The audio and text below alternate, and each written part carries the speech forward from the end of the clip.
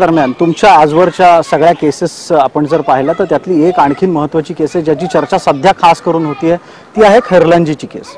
आणि असं म्हटलं जातं की त्यावेळेला जर शक्य असतं तर उज्ज्वल निकम यांनी अट्रॉसिटी पण लावून दाखवली असती, ती लावू दिली नाही वगैरे वगैरे वगैरे। लावू दिली नाही म्हणजे लावलेलीच होती अट्रॉसिटी कायदा। अहो अट्रॉसिटी कोर्टाने काय ग्राह्य धरलं, त्यांचा खून झाला, फाशीची शिक्षा मोठी महत्वाची का अट्रॉसिटी मध्ये 4-5 वर्षाची शिक्षा महत्वाची आहे? तुम्ही सांगा ना बस, कुठली महत्वाची शिक्षा? ही अंतिम शिक्षा आहे आपल्याकडे, अंतिम शिक्षा। फाशीची शिक्षा 8 लोकांना झाली। आता अट्रॉसिटी मी लावला नाही असं म्हटलं प्रकार नाहीये।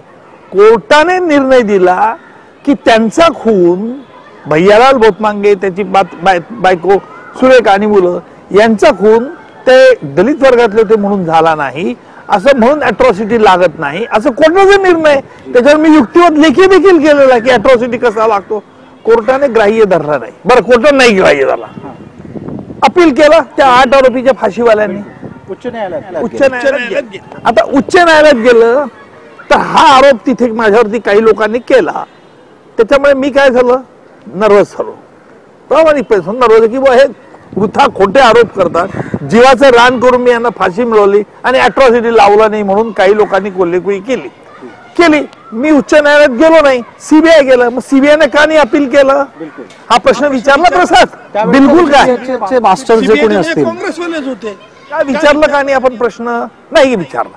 तुमचे हे जे बोलतात त्यांनी प्रश्न उपस्थित केला का की सीबीआयने अट्रॉसिटी लागलं नाही याबद्दल अपील केलं का? नाही केलं।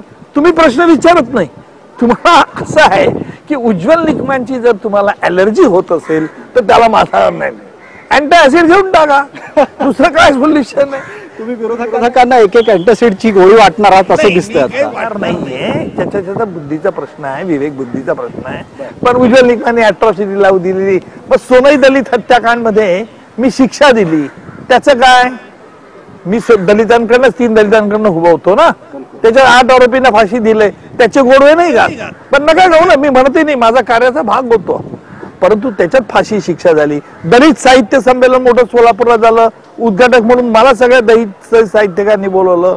हा विचार, जी तुम्ही इमेज, जे परसेप्शन तयार करण्याचा प्रयत्न काही लोक करतात या निवडणुकीच्या निमित्त, हे चुकीचं आहे प्रसाद। याच्यामुळे काय होईल की अशा रीतीने जातीय द्वेष निर्माण करणं हे केव्हाही वाईट असतं।